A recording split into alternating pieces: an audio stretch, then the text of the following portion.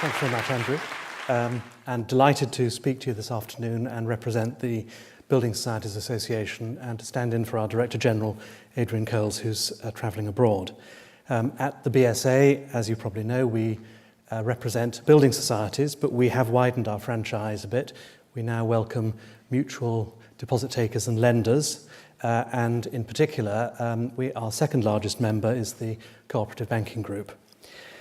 Turning to the specific issue of the new regulatory regime, and I will echo but not repeat a number of the things that my colleagues Mark and Martin have already touched on, and in responding to Martin Stewart's opening words.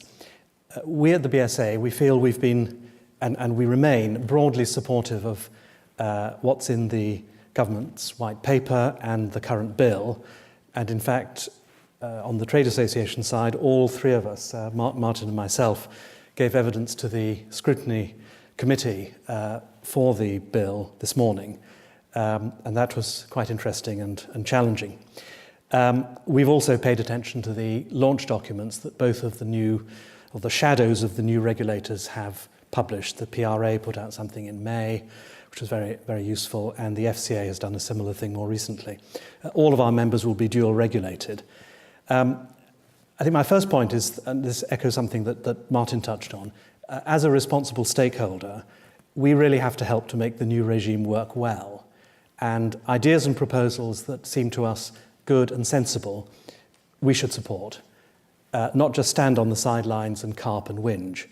And the BSA is definitely up for that, and that's why we've led in coordinating engagement among trade associations with the whole regulatory reform process. And we will engage in detail with the shadows of the new regulators. Equally, when we feel there are things to criticise, we won't pull our punches. It's not in the public interest for us to keep quiet about ideas or proposals that seem to us wrong or dysfunctional. Having said that, there are lots of positives. We supported the high-level objectives and regulatory principles in the bill. There are a number of improvements in the bill which result from previous consultation responses. So it's good to see that the authorities are listening. In the particular context of the PRA, we very much welcome the focus on the big picture with judgment-led supervision rather than a kind of more box-ticking approach, and the involvement of senior people. And I was able to say so, that we welcome these things to the Joint Committee this morning. It's obviously sensible that the intensity of supervisory engagement by the PRA should relate to the degree of systemic risk posed by the firm. We still have a number of concerns about the new regime, which we hope we've fully documented in our various submissions. Some of them are not to do with the specifics of the new legislation, but more to do with attitude and culture. And I'd just like to mention two. I think the first one is costs, which certainly Mark also spoke about. We are confused and worried by the picture of sort of increasing transition costs in the kind of successive white papers that have come out. And we think there are some serious unanswered questions about the past and proposed spend on IT in particular. Costs bear particularly hard on our member societies, although unlike Mark's credit unions, we don't have the problem of an interest rate limit.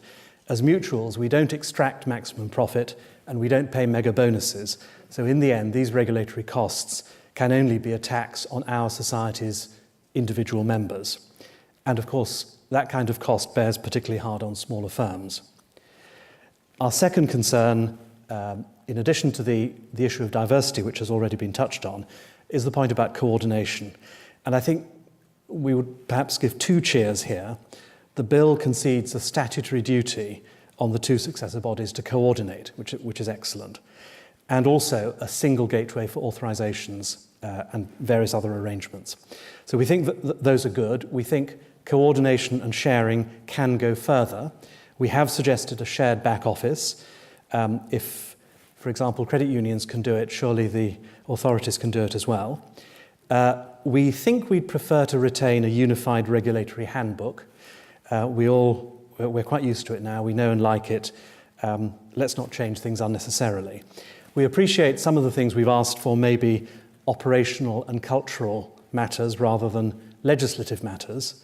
But I think the temptation when you have newly established entities, it's always to assert your distinctive identity and make a splash. And we think what's needed is some incentive to set against that, to push for unglamorous but practical steps that will make life easier and cheaper for dual regulated firms. Thank you.